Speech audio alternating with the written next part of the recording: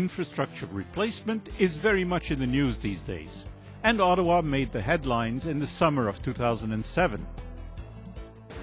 The rapid lift replacement of the Island Park Drive Bridge on Highway 417 was a highlight.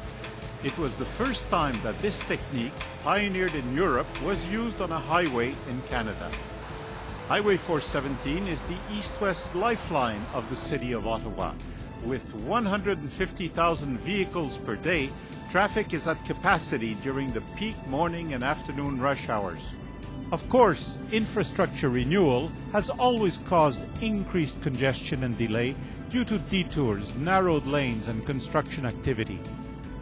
The Ministry of Transportation of Ontario has been proactive and identified several structures to have the superstructure replacement completed using rapid lift technology. The Island Park Bridge on Highway 417 was the first. At 8 p.m. on Saturday, August 11th, the highway was closed. The existing eastbound and westbound superstructures were then removed and new superstructures installed in their place. It reopened on Sunday just before noon, less than 16 hours later. In comparison, conventional bridge repair was estimated to require about 2 years of work, with the usual lane closures, delays, and inconvenience. But while the road was closed for only a few hours, preparation work for the lift began many months before. The bridges, originally built 48 years ago, were in bad shape, and the girders and decks would have to be removed. But the existing abutments would be used again to support the new superstructures. They had to be repaired and refaced. In this case, the refacing included the addition of new reinforcing steel, as well as the use of sacrificial anode technology to protect the steel from further corrosion. The wing walls were demolished locally at each of the 4 quadrants in order to allow the passage of each new bridge constructed with diaphragms to allow the semi-integral abutment conversion. Brackets were used to attach the ballast walls to the existing steel girders in order to allow the removal of the ballast wall together with the bridges during the rapid lift. At the same time, work began on the construction area, in this case Hampton Park, which fulfilled the key conditions necessary for rapid lift operations.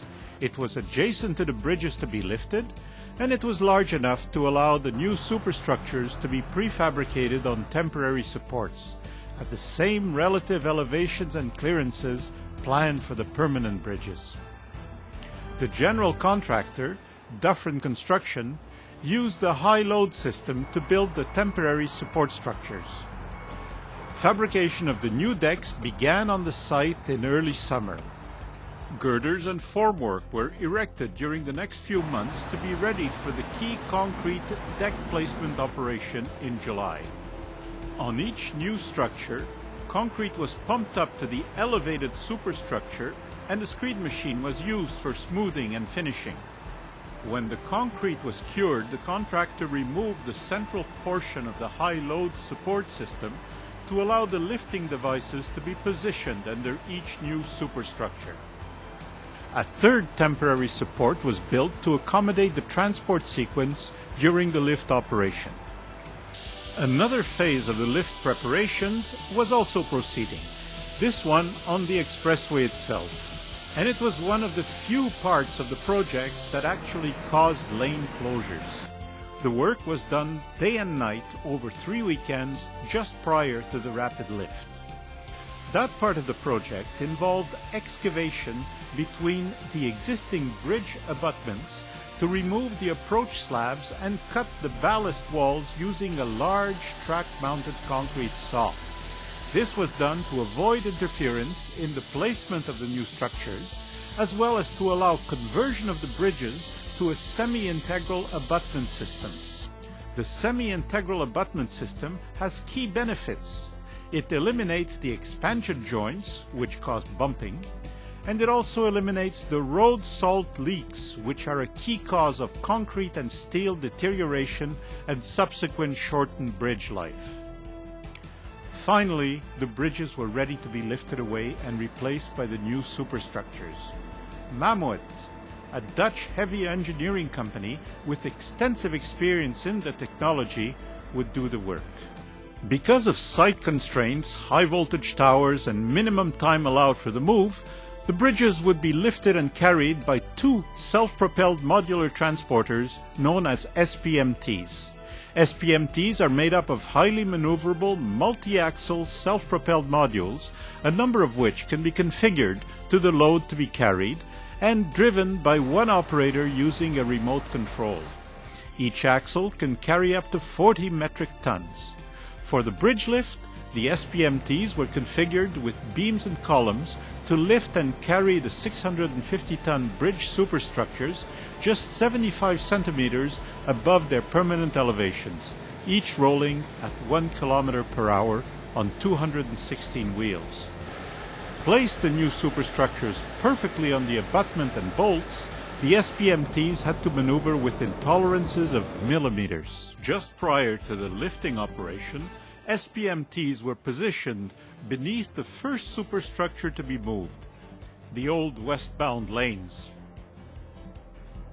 The temporary connections between the old bridges and the highway were removed, and at about 9 p.m. the SPMTs lifted the bridge and began to roll towards the staging area to be placed on temporary supports.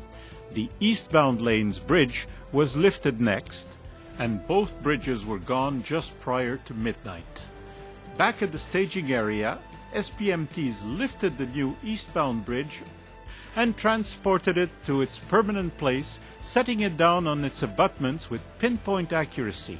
It was 2 a.m. The operation was not without a few problems. As the second SPMT was lifting the new westbound lane's bridge off its temporary supports, a hydraulic hose connector ruptured, causing a lengthy delay. By dawn, the operation had resumed. At about 6:30 a.m., both new superstructures were in place and secured. Backfilling was then completed and preparation for paving began. The last operation, paving, proved to be the source of another delay. Early on that August morning, in full sun, the temperature was already very high, and even though water was sprayed on it, the hot asphalt would take a long time to cool sufficiently for traffic to be allowed to roll on it. Finally, at about 11:30 a.m., the eastbound 417 was reopened, followed by the westbound lanes about 20 minutes later. In spite of slightly exceeding the stipulated time for the lift, the operation was unanimously hailed as a brilliant success. Indeed, the Minister of Transport, the Honourable Donna Cansfield, was enthusiastic, and the opinion was shared by the spectators, some of whom had remained to watch throughout the night. It is estimated that the rapid lift saved the ministry about $2.4 million and spared the public untold time and frustration. There is little doubt that this will not be the last rapid lift operation in Ontario's bridge infrastructure renewal program.